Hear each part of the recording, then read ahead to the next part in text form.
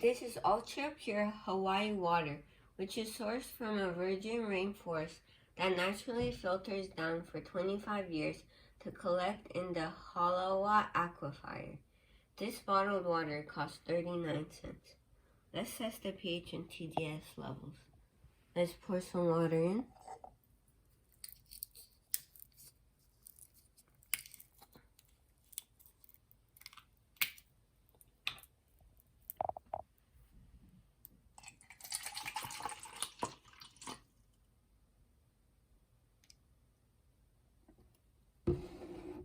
First, let's test the TDS level.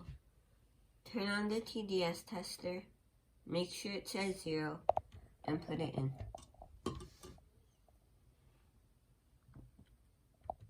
5.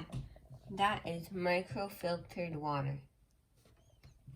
Now let's test the pH level. Do 2 to 3 drops. Let's stir it a little for a better result.